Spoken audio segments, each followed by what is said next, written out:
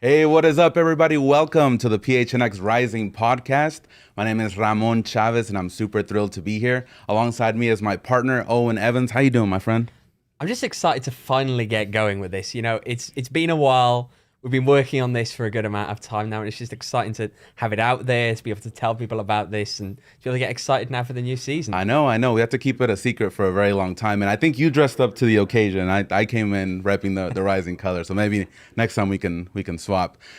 Before we get started, I also want to shout out our producer, Edwin Perez. How are you, my friend? ¿Cómo estás? I'm doing fantastic, man. I'm excited for the season. I'm excited to be finally with the show. I mean, I equate us to the MSN, the greatness of that trio. I'll take Neymar myself. You have to go with Barca. Come on. Listen, I'm a little bit of a Barca guy. I can't lie, so I got to equate us to that. Nice, awesome. Well, just to let you guys know, I'm super thrilled to be working alongside the two of you here. We're gonna have a great time covering the Rising this season. We're gonna have a fun time, and whoever's watching us right now, if you're on the comment section, make sure to drop those comments. If you haven't yet, like, share, and subscribe. We had a bunch of subscribers just today because of the announcement of the show. So thank you so much to everybody that subscribed, and let's build this. Let's make it a community. Let's have some fun, and of course, let's cheer on our Rising. All right, so. Owain, the Rising, they've been here for a very long time now. Last year, you were covering them, not exactly the way we wanted things to go when it came to the season. So before we get to the 2022 season, let's go back a little bit in time, talk about the 2021 season, see what happened exactly with the team. And in your opinion, Owain, what happened? From my notes here, number 1 in the West when it came to the standings, number 2 overall in the USL. But when it came to playoff time, they weren't able to get out of the first round. So what exactly happened during the season with the Rising? Well, it's hard to really, describe a season like you were talking about, minus that last bit, as a disappointment. But it was, when you are Phoenix Rising, every season you go in with an expectation that you're either going to get the cup or you are going to be in that Final Four kind of picture, okay? There were teams that people would understand if Rising had lost to. Remarkably, the other one in the Western Conference also went out in the first round. Such was last season. But it was a disappointment, really. Everyone had such high hopes, especially given, something that we're going to get onto now is certain player departing. And in fact, quite a few players that have been around this club for so long departing that you wanted to give them a high to go out on, and instead know that it was the loss on penalties to RGV. Yeah.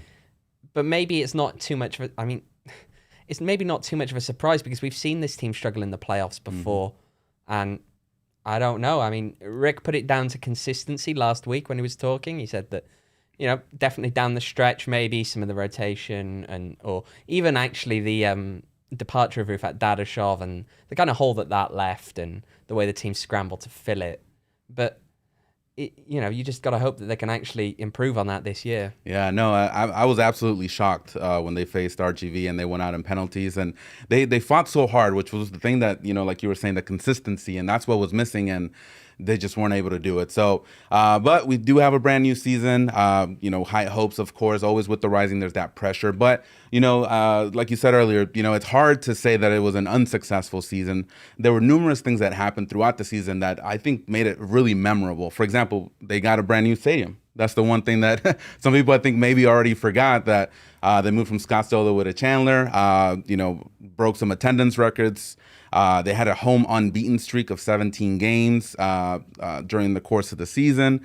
Again, attendance records, and the attendance record that they had, the exact number was 9,235, and they broke that. And just a little bit of context, the USL final itself only had 7,000 people in there. So kind of gives you a little bit of perspective of how passionate the fans here are in Phoenix and how willing they're how much they're going to support the team no matter what. So when it came to award season, Santi Moore and Aiden Quinn, they were named to the All-League team. And, I don't think, like you're saying, it is hard to call it unsuccessful, but ultimately it was because the Rising are there to compete. We do want to shout out some people that are here on the comments. If you guys are, again, watching us, make sure to drop a like. Make sure to let us know what you're thinking. Let's see. We have Leah Morale. She says that she's hype. Sean DePaz, we outside. Let's go. Matt Skinner, appreciate you guys. Thank you so much for joining in. Lindsay, shout out to her. Some guy named Jacob is saying something, right? Okay, there we go. Yeah, the From the back context of- here that people are missing is that Jacob is standing in the back He's of the right room. in front of us right here. So appreciate you guys. Super glad to see the Rising added to the PHNX fam. And we are super happy to have you guys here with us today. So definitely a great time right now with to be a Rising fan. All right. So now to kind of go back a little bit more on that 2021 season. Now, obviously, the Rising crashed out on the first round. Looking forward to the 2022 season. This is one of the burning questions here. Is Rick Schantz under the microscope if he does not win anything this season? Now that is, I think you're looking for a hot take from me here, right? And I know you're looking for a hot take from me here. I'm going to duck that one slightly. Okay. Maybe is my response. And the only reason why I'll say that is that there are always a lot of variables, especially when it comes to a single game at the end of the year. And it's hard to really necessarily let that single game determine how each season has been as a whole when there can be things that happen outside of your control. You know, what happens if multiple players go down injured? What happens if there's an unjust red card at this early in the game? You know, those are things that you can't pin on the manager, and it wouldn't be fair to do so. But I do think that there is a risk of it. It partly comes down, I think, though, to how they do in the regular season. I think if this team pushes on and shows the same kind of dominance that they have done in the regular season, then you have to temper the question at the end of the year with that, okay? We can't just completely write off everything that's been done prior. That said, again, it's a long way off. There are a lot of variables that we don't know yet, really. It's hard to really say. Yeah, no, exactly. And he has the body of work. I don't think he's on the hot seat. Like if he, gets off to a bad start, he's automatically, going to be let go. But I think the body of work speaks for itself, that when it comes to the finals, they've gotten there. When it comes to the Western Conference titles, they've gotten those. So like you're saying, it's maybe one thing that doesn't go right and you can't exactly pin it on him. So personally, I don't think he should be under the microscope, but I can feel and I can see how fans might be yearning for that silverware to be brought back to Phoenix. Some of the offseason news that, of course, just caught us, I think it was earlier this week, right, when it came to a really iconic figure of Phoenix Rising. I think and that's putting it lightly. Solomon Asante is not returning to the Rising this season. So you had hinted on it. If you guys don't follow Owain on Twitter, make sure to give him a follow there, because he's the guy with the news and all the behind the scenes stuff. But you kind of called it. You said, you know what, I don't see him returning. So what do you think happened there? I think what happened ultimately is that Solomon Asante suffered that hamstring injury last season and never really recovered from it. And it set up a situation where your guy who is your star player, but he's also a winger, he's in his 30s, and he suffered a hamstring injury. You could see even in those later games, barring the final game when he did score 2 goals, the goals had dried up. That extra yard of pace just wasn't there. And he continued having treatment for that hamstring injury throughout the off season. So it puts you in a hard position. Now, from what Rick told us this week about his departure, he said it just came down to the point where there were difficult budget decisions to be made. When we look at that specifically, he also added that they didn't want to essentially cut his salary. So I think you can tell from that which side was almost pulling away more. I mean, again, Solo's in his 30s. Winger with a hamstring injury, he's not going to be commanding a huge wage from somewhere else that's going to blow Rising out of the water. Yeah, I think this was something of a decision by Rising, really, that they didn't see the value in him that they previously had. Yeah. No, and it's hard, like he's been an emblematic figure. As long as I've been a fan of the Rising, he took the mantle from Drogba when it comes to the captaincy, and took the team on his back, basically. He let's look at some numbers here. 114 appearances for the Rising, scored 54 times, assisted on 44 goals. That's literally like a goal or an assist every game that he played. That's incredible. He is part of the 40-40 club, the only player in league history to have at least 40 regular season goals and 40 regular season assists as well, which is something I wasn't aware of. And then he also had 5 goals in 10 postseason contests. So that paints a bit of a picture on regards to how much of an influence he had. Now, I understand last season he was a little bit injured. He had some issues with that, and hamstrings. Those are no joke. You know, I play a little bit too.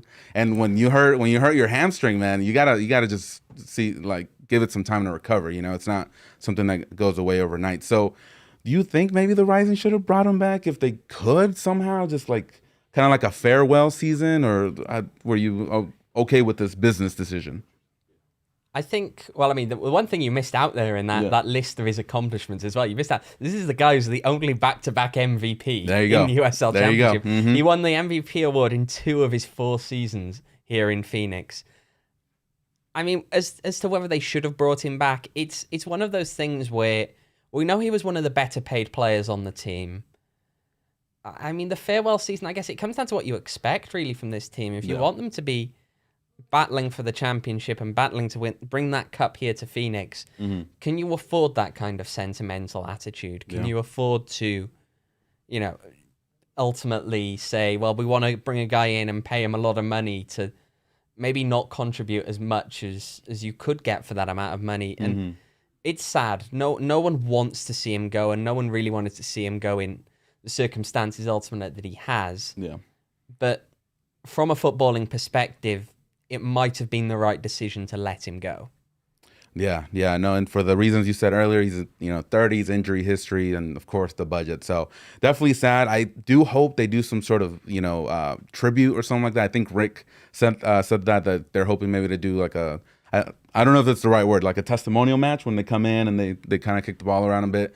So hopefully we can see that, so that way we can see Solomon Asante. Now, if they want to kind of keep up with Asante, besides the Rising, he's going back to Ghana, I believe, or according to some reports. I'm not so sure Not that he sure is. what's going on there there. have been some reports of that, but it doesn't quite match up with what I've been hearing. Got so it. Okay. We have to wait and see. That's what I mean. Follow this guy on Twitter. He's going to get you the news whenever you need it.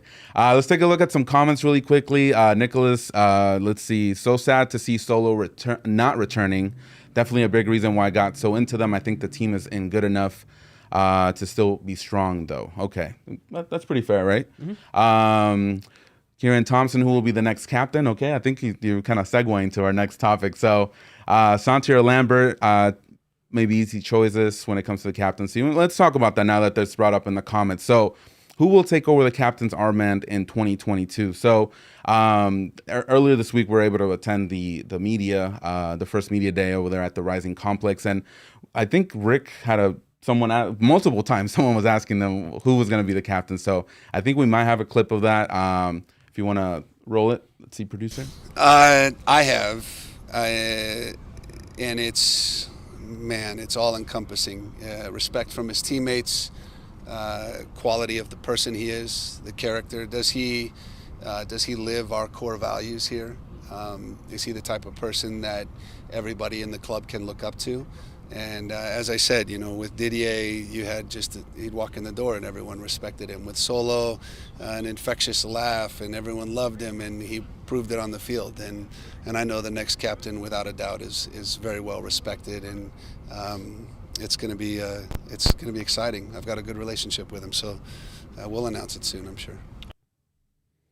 Nice. So what did you take away from that, Owen? Well, I mean, the easiest thing to take away from that is that Rick's already decided who he wants. Been a little bit coy. To be. Yeah, I mean, it means that the debate that we're having now is just effectively until Rick decides he's going to reveal to all of us who exactly it is. It's not really up for grabs. We're not going to see a few different people tried out for it in pre-season. Now, I know we got a lot of comments coming in right now about various people that people want to see as captain. I can see this Santi Moa mentioned there, Kevin Lambert, Joey Farrell. Given the descriptions we had there, I don't think it's any of those. Ooh. Yeah, I would actually push more that it's probably Darnell King. No, I would agree with that. Yeah. No, when I see him out there, especially on media day, seem that composure's there, that leadership is there, and I think you might be onto something when it comes to that. Some other names that were thrown out there: Joey Calistri, Joey Farrell. Wore the captain band when Solo was out a few times. Aiden Quinn, Kevon Lambert.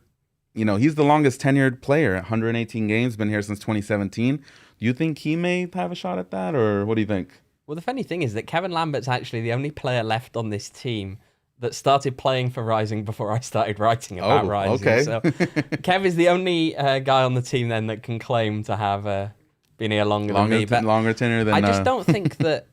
I think that Kev is an instrumental part of this team, but I'm not sure that he's necessarily the captain. I think that you have to bear in mind he's still quite young. He's still in his early 20s. Okay. And he joined this team very young, even though he was here for a long time. He was very young when he came in. So I'm just not sure that he would be the best choice ultimately to lead this team. Yeah, no, and some people worry about, the fact that he does play a position that might garner some yellow cards, and that might put him in peril of, being shown a red card or not being able to be part of the game. So I could definitely see that being an issue. The comments, let's say we have should be Farrell or Lambert. King's a good choice. Never say die guy. Let's see, nice looking burp. But yeah, no, I think the comment section agrees with Owain as well, that it should be some of those guys. And like you're saying, King, I like that choice. I wouldn't be opposed to that. All right, y'all. So besides the Rising, I think we got something to look forward to next week. Do you guys know anything? Something on Sunday next week? What's going on? Edwin, you familiar with that? Possibly do. Is that the AFCON you're talking about there? The AFCON final, that's right, exactly. No, it's actually this Sunday, right? Next Sunday, we got the Super Bowl. So if you guys are... That's the wrong type of football. That's the wrong type of football. There you go. Great transition. Great transition. So if you guys are into sports betting, the moment we've been waiting for has finally arrived. So since September, we've been waiting for this big game. And in honor of the big game, DraftKings Sportsbook, an official sports betting partner of Super Bowl 56, is giving new customers 56-1 odds on either team. Bet just $5 and get $280 in free bets if your team wins. If you're not a new customer, you can experience Super Bowl 56 with same-game parlays. Combine multiple bets for the same game for a bigger payout. The more legs you add, the more you can win. DraftKings is safe, secure, and reliable. Best of all, you can deposit and withdraw your cash whenever you want, which is what I do. Whenever I hit, take that money home with me.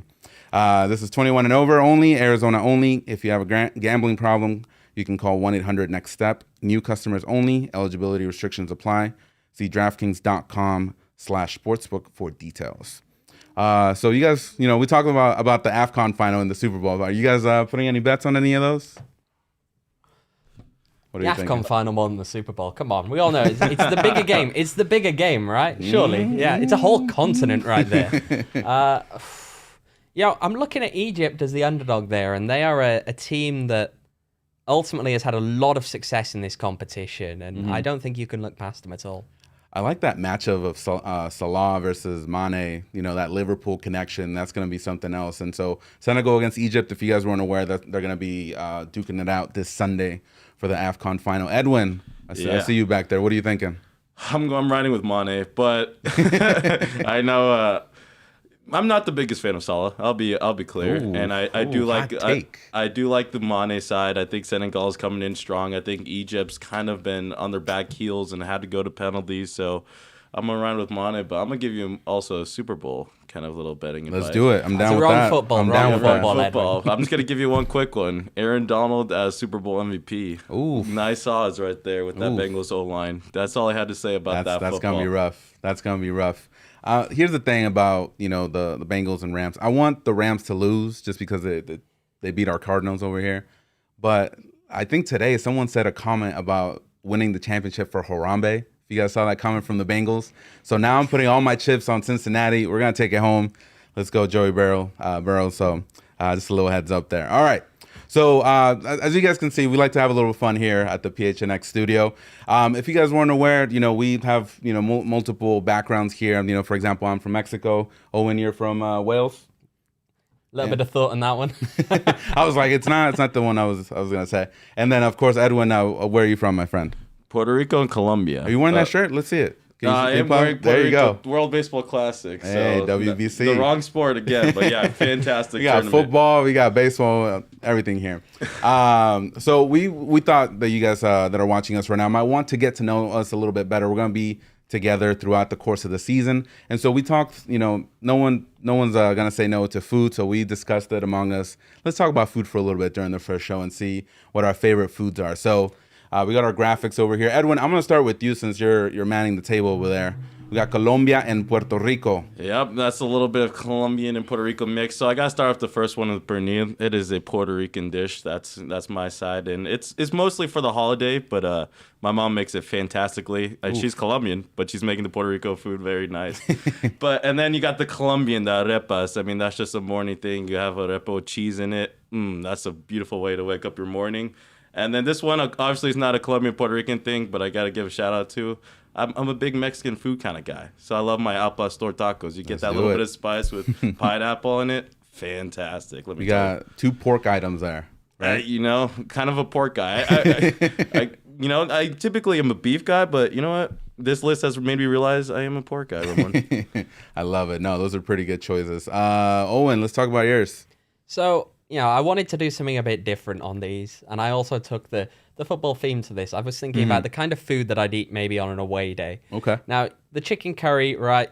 Yeah, it's you can eat it as it is, right? An actual chicken curry. You can do it the Welsh way, which is that we just load up on carbs and say we want half rice, half chips. Fries, I guess you guys would say. Or you have it in the traditional football away day style, which is you're having that chicken balti pie. Oof. Right? It's a versatile meal. There you go. Then, can't go wrong. Cheese and onion pasty. Okay, I was thinking, how do I balance this? Something that you just grab from Greg's, which is one of the finest eating establishments on the planet for anyone who has not been to the UK.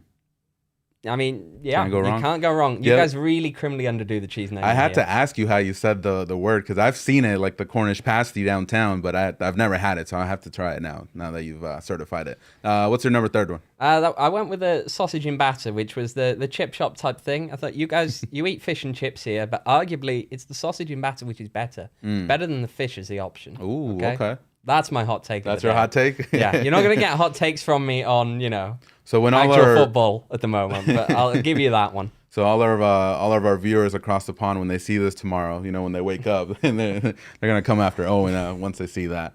Number 3, or the 3rd one, which is me, Ramon Chavez. So of course I'm from Mexico. Actually, I was born 3 hours away in Sonora, Nogales. So shout out to anybody that's from there that's watching. Number 1, tacos de cabeza. I don't know if you guys have heard of those. So it's basically the head meat of the cow that they use. So they use the cheek and the tongue, and they cut it up, and it sounds disgusting, but it's really great. You're not really selling this, are you? I'm trying to tell people, like, hey, just give it a chance, because once they know like what it is. Same thing with menudo. You guys know what menudo is? Absolutely. Exactly. So once they find out what it is, they're like, I don't want to have it. So, but yeah, if you guys want to try it, 16th Street and Van Buren, there's a really good spot there for tacos de cabeza. Number 2, ceviche de camarón. You guys big fans of ceviche, seafood? Not the biggest seafood kind of guy, personally. Fortunately, that's 2-1 there. You're outnumbered, man. So you can actually make that 3, because I'm not the biggest seafood fan, but ceviche just, if it's made right, man, it's just so good. And then number 3, not exactly a food, but a michelada. So when you get some beer, you put some spices in there, some clamato, which is the way that I have it. That's the way that I like it, and you can't go wrong with that. So, and we have a couple comments here. Let's see. Nicholas, all this food sounds amazing. Any recommendations? Arizona restaurants. Cornish pasty kills the pasty game. Any other places? Not really. No. Not really. Just that one. Yeah. I think Georgian Dragon has one. If you've ever been Central. Never been there? Okay. Yeah, I recommend it. Georgian Dragon, fantastic. Especially a great soccer pub. Yes, great soccer hub. I watched a couple of Champions League finals there, so great culture there, great atmosphere. Johnny, he had Chipotle, which is authentic. So I like Chipotle personally, so I can't blame him. Fine dining. Fine dining. Yeah, how can you like Chipotle? Come on now. That's good, the man. big Mexican. I mean, if you're working out and need a cheap meal, for some gains, there you go. That's the spot to go. All right, fair enough. All right. So I hope you like this segment. We're gonna be having a few more throughout the season regarding these. If you guys have any questions, if you guys have any suggestions, let us know in the comments. All right. So Owen, back to business. Let's talk about the 2022 roster. So we had some new signings. Some of them I'll read off for you, and you let me know which one's your favorite. We have Boubacar Jai from Rio Grande Valley. That just came. Carlos Aguiano, Marcus Epps, Richmond Antiwi, Channing Chaston, and then we have Greg Hurst. So those are some of the signings that we had, or the Rising had this offseason. So which among these that you kind of were impressed or looking forward to, which ones of these did you like? I think that the one that I'm most looking forward to seeing how he does is Greg Hurst, right? And it's because we saw last season that in Arturo Rodriguez, we had a guy who came up from League One and impressed. And I think we all were, weren't we? We were all impressed by Arturo Rodriguez last season. Now, Greg Hurst was scoring at a pretty decent rate last year for Omaha, led them to the title. Now, realistically, you know, we're expecting him to be leading the line this year. And I'm really excited to see how he does at that. Now, of course, there's also, I'm going to shamelessly plug my piece, which is on the PHNX website. If you want to go and give it a read. I did manage to chat with Greg recently, but I'm just really excited to see if he can make that step up from League One that we know that some other guys like Arturo Rodriguez, even if you look around the league at other places, Ronaldo Damas made the step up at Orange County and was ultimately the championship final MVP. I'm really excited to see if Greg Hurst can make a similar kind of step up. Yeah, and so from what I've been reading and researching, it's for some players it's really difficult that step up to the championship. So I read his piece on the PHNXGo.com website. If you guys read it, you great information out, Greg. But he spent some time in the Scottish League, if I'm correct, and then he had a trial at Everton, which was something that I was super impressed by. So he has what it takes. Clearly, someone saw something in him and said, you know what, this guy can play. And so I think Phoenix Rising, the management and the leadership saw the same thing in him last year, and so that's why he's on board. So I'm really looking forward to that. And last year he had 14 goals in 30 games for Omaha, so not bad for a number 9 up there. You know, one of my favorites that I'm looking forward to is Marcus Epps. I think somebody in the comments said to take care of him. So appreciate it. The rogue San Antonio fan in there. There you go. Appreciate you. Wherever you're from, Arizona, Texas, we love him. Harry Austin, thank you. We'll take care of Epps over here. But yeah, I'm looking forward to him. He's gonna most likely take that Solomon Asante spot. I like that he's able to play on either wing. He has shown that ability. He's great with the either foot. Can shoot from outside the box, and I think the defensive work rate that he has as well is something that some people might not really pay attention to, but I think he really does a fine job, especially if the Rising are going to be pressing up high. So I'm looking forward to that. Hopefully he can, take what Asante left for him and is able to have a great season. Edwin, anybody that you're looking forward to? I'm going to sound like I'm piggybacking off Owain, but I think it's got to be that number 9 spots is of intrigue, especially after Rufat's departure. There was kind of a hole there, and he brought in Egbo, but it seemed like he was playing decently well, but he just couldn't get the ball in the net. You need a clinical finisher up there. And Derek Maddox, yes, he had 5 goals in the 10 games that he appeared in. So you look at that, but Darren has left. Now there's a hole for that number 9. Who's it going to be? It's either going to be Richmond or it's going to be Greg Hurst. And, selfishly plug Owen's piece. I think from what I read, I like what I see in Greg Hurst. I think he has what it takes to be that clinical finisher. Yeah. Especially because now with no Solo, the Solo magic on the wings, you need someone who can take those advantages and put it behind the net. And I think that's going to be Greg Hurst for this team. I will say, though, the one thing, the poor Scottish lad, we might need to start a crowdfunder to pay for his sunscreen this year because that bill is going to be through the roof. Oh, man. No, yeah. Once he sees 120 degrees out here, for sure. With an SPF 45 or something like that, at least. It's going to be deadly. SPF 1,000,000, do they make that? Yeah, we're gonna hook him up for that. All right, y'all. So, yeah, no, looking forward to all those guys taking the field for the Rising. So let's talk about the guys that were out of contract but are coming back. Among them is Joey Farrell. We have Kevon Lambert, Ben Lunt, and, of course, Santi Moore. So out of those 4, Owain, what are you thinking? Which one was the more key, re-signing during the offseason? I mean, when you actually look at these guys, you got Joe Farrell, Santi Moore, and Kev Lambert. Mm-hmm. Those are guys with the heart and soul at various times of this team, either over the last season or even prior to that for the last few seasons. So they are all massive, massive players to return, especially Santi Moore. He was in the conversation for the MVP for the league last year. That was the kind of season he had. And when he is on fire, there is no one in this league who can stop him. Yeah. Look at those stretches that he went on when he scored, 6 or so games in a row. You just can't stop that guy. Mm-hmm. Kev Lambert in the middle of the park as well. He might be being overlooked by Jamaica, and honestly, that one is just a crime. Did he get called up for a game against Peru, right? He didn't even feature. Wow. He wasn't in the matchday squad, Yeah. Oh well, I mean, Jamaica aren't qualifying for the World Cup. Yeah, they got knocked out. maybe they should be focused on bringing guys like Kevin Lambert. to the camp. Yeah, give him a chance. But, you know, he's been critical for Rising, and he's been here for years and years and years, and he's just been so critical in that midfield, and he is genuinely one of the best defensive midfielders in this league. Then you look at Farrell at the back, and he is just, you know, that guy bleeds Phoenix Rising. We all know it. You just see him after the game sometimes, especially when they were really, really emotional wins, and he would just jump up there into the crowd. You know what it means to him, and having him back is great. And I mean, Ben Lunt as well, that deals with a major problem that Rising had, right? In that Zach Lubin is out of the picture for the foreseeable because of injury. Andre Rolls, who was here last year on loan, isn't coming back. Ben Lunt is a solid goalkeeper. This is a guy who won the League Goalkeeper of the Year award in the past. He is a great option to have back there between the sticks, and I'm really excited to see all four of them, to be honest. Yeah, no, exactly. They're the backbone, you know, of the Rising. I think one of the things that I really liked about these re-signings is the fact that I think most of them are multi-year contracts. So I think you and I had a conversation that it's really vague when the USL teams say multi-year contracts. Well, how many years exactly, right?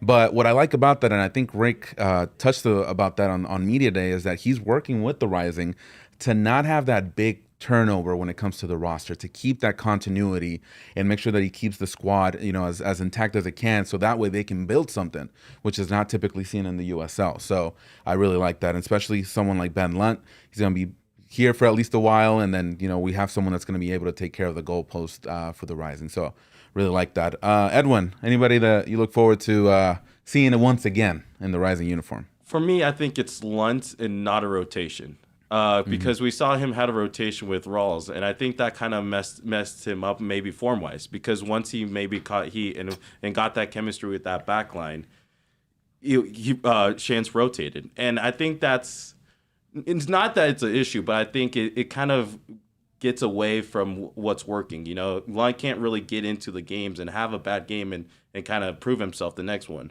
right? Because if you have one bad game, Chance was going to put in the other goalkeeper in Rawls. So I think a chance for Lunt to actually have that number one spot and see what he can do is going to be very exciting. But I mean, you gotta shout out Lambert. I mean, even Chance said it last year how he starts off his starting 11 by putting Lambert as the first one. So just to see him in that midfield that is all intact, that's going to be huge for Rising. No, definitely. And I think one of the comments says, glad to see Lambert resign with the club. I like those videos, man. I wish, like, when I got signed to PHNX, I got to go to the beach, you know, and just, you know what? I'm signing with the PHNX. So this is perfect. Just the way that they did it. The Joe Farrell one, that was a great video as well. So I love this. You know, shout out to the media team over there at the Rising. So great stuff over there. Edwin's just conveniently put on screen now. Shout out to Jose. Yeah. Let's see. Let's move on to who was under contract coming into this offseason. So we have James Musa, Neil Dunn. I don't think he was there for me today, right? I think I don't think I saw him that day. It was Niall. Niall, yeah, there you go. Niall was off training on the side. Gotcha. Yeah. Ivan Gutierrez, Darnell King, Manuel Madrid, Ryan Flood, Jonathan Levin, Arturo Rodriguez, Aiden Quinn, Luis Aceijas. So a lot of great, you know, people coming back that are still under contract. So you mentioned earlier about Arturo Rodriguez. You're looking forward to him having a great season. So can you touch a little bit more on that? Well, why exactly you're looking forward to that? It's just such an explosive player on times, right? This is a guy who you don't always know what he's going to do. And that sounds like a bad thing, but in this case, it's really not. Because how do you deal with that as a defense? You know, he just has that ability to float around and to pick out the right ball. The one thing that he's had missing really is his inability to score with consistency. You know, I think if he could score with consistency, then Arturo would not be playing at this level. And maybe if he can fix that this year, help Rising get a title, maybe then he can get his move on to the next level. I mean, looking at the other guys though as well, you've got Darnell King, just the improvement that we saw from 2020 when there were question marks over how well he was adapting into the system that Rick wanted him to play, you know, going quite high up and then having to track back. When you compare that to how he played last season, he was fantastic. He really seemed to have adjusted to that role that was needed well. And then, of course, you got Aiden Quinn. Yeah. Aiden Quinn, who was given Rising's team MVP, wasn't remarkably, because Asante, I think, was probably maybe a better choice for that. Yeah. That'll be another hot take for you. There you go. But ultimately, it's, he's just a fantastic player, a very important part of this midfield, a very good box-to-box midfielder, and I'm really excited to see quite a lot of those names coming back. Yeah, it's like a midfield of Lambert, Quinn, and maybe Rodriguez. I think that doesn't sound too bad. I think that's a really good midfield in there. All right, so we're gonna transition over here to the people, the players that left the Rising. So some of the notable departures that we touched on earlier: Andre Rawls, Darren Maddox, Rufat Dadashov, John Baquero, and of course Asante. So besides Asante and of course Dadashov, any of the other three that you see maybe the Rising wanting to hold on to, or are you pretty okay with everybody that left? I think that if the Hurst move works out, I think that you are perfectly fine in that striker position then, and it doesn't really matter. I mean, Ben Lunt came in, which replaced Rawls, and yes, everyone loves Rawls, everyone wanted him back, but they've signed a very capable replacement for him. In John Baquero, he's a guy who, he bled Rising Red. We know that. He gave his all, but ultimately he had been displaced by Arturo Rodriguez in that team. And as sad as it might be to see him go, if he wanted to get playing time, I think he had to leave. He was only going to be a rotation player behind Arturo if he'd have stayed here. So ultimately, I don't think that, with the exception of the fact that it's sad to see some of these players go, they did mean a lot to this club. Yeah.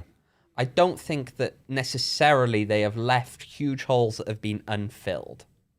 Yeah, no, and I think Rick said that they're pretty much too deep at every position. So when it comes to the amount of players that they have, I think that's a total of 22 signed players, and they have some trialists right now with the team. So is there any other position that you think maybe the Rising need? I know you had a little bit of news regarding a goalkeeper, but is there anything else that's going on with that? Of course. So Jadine White is currently on trial with the club. He's a Jamaican goalkeeper, 21 years old, who hasn't yet played outside of the Jamaican leagues, but he has picked up 3 caps for the Jamaican national team. So definitely one to watch. Interesting for the future. Some of the reporting from Jamaica, from guys like Simon Preston, saying that he is in fact about to sign this contract, or he has already signed a contract and will be making the move over here.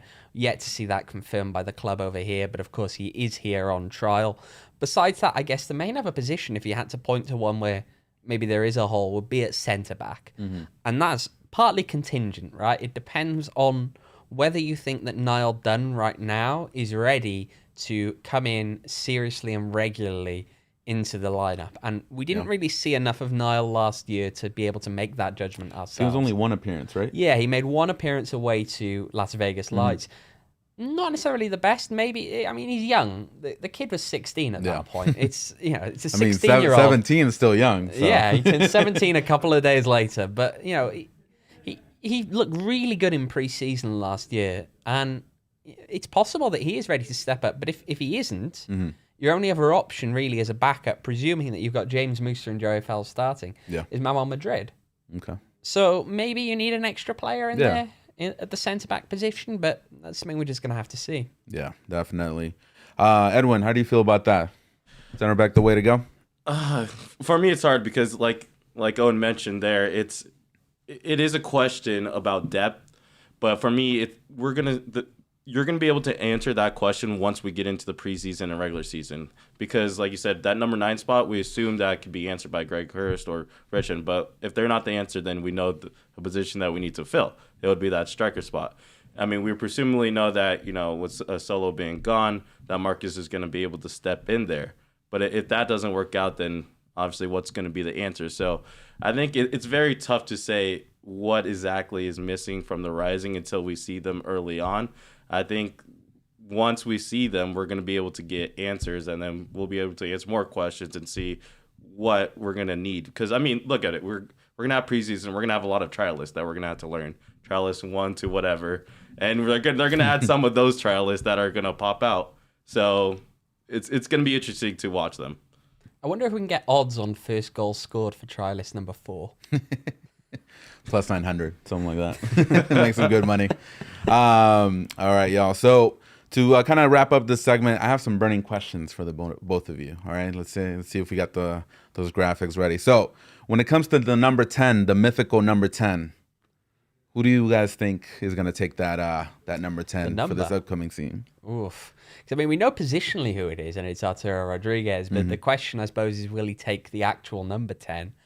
And that's just something that we don't really know. I think that if anyone's going to take it, surely it's him. But maybe he's happy with 12. I mean, numbers just don't mean as much, I don't think, anymore in the game. When you look at the numbers that people choose to play with, they don't really mean as much anymore. Yeah, that's true. In a world where we have Messi as number 30, I think, in my opinion, the greatest. I think he wore 10 during like one of the Coup de France or something like that. They allowed him to wear the number 10. But yeah, 30 was an odd choice. But let's move on to the other question. I think we already answered it actually. So what other positions do we need? Does the Rising need? So we can go ahead and skip that one. All right, y'all. So let's look at the comments really quickly. Shout out to Jose in the comments. Alex de la Maza. Let's see what he says here. Tata Martino should go to the Phoenix Rising. Fuera Tata. That's a sore topic for me right now. I feel like that's your area of expertise. I know. What do you think? Should he? Oh man, he should just let him stay. It's 3 games left. What? I think Mexico, the U.S., and Canada, they're gonna qualify, no problem. Now, who's gonna be the fourth spot? Costa Rica, maybe. Yeah. Panama, maybe. Panama, that's true. I mean, if the U.S. can beat Panama, I think they're pretty much a lock. But if Panama beats the U.S. next window, I think it's gonna get spicy. So, the world is burning down for U.S. fans if that happens. You know how down bad they would be. Yeah, exactly. So fuera Tata, maybe not right now. We'll see later on. But yeah, I kind of agree with that. And then we got Jacob in the comments, of course. And then Jet, we got our MMA. You guys know what that is? I don't know. Not too sure. All right, y'all. So before we kind of wrap up the show today, I do want to ask you guys to also download the DraftKings Sportsbook app. Use promo code PHNX and get 56-1 odds on either team. Bet just $5 and get $280 in free bets if your team wins. That's promo code PHNX at DraftKings Sportsbook, an official sports betting partner of Super Bowl 56. You do have to be 21 and over, Arizona only. Gambling problem, 1-800-NEXT-STEP. New customers only. Eligibility restrictions apply. See DraftKings.com/sportsbook for details. All right, y'all. So to kind of wrap up our topics here for today, let's talk about the schedule that was released, I believe it was last week, right? A couple weeks ago now. Time is an illusion at this point. Yeah, right. Especially I so can't close tell to you the when season. the schedule was It all released. blends in for Owen. So we do have a different format than last season with the USL, which seems to be the case, right? So, but some of the key changes for 2022 is that there are 27 total teams for this season, 34 games in total. They're going the NFL route, basically, with 7 teams making the playoff in each conference and the number 1 seed getting the bye. The 27 teams will be split into 2 conference, and each team will have 10 interconference games.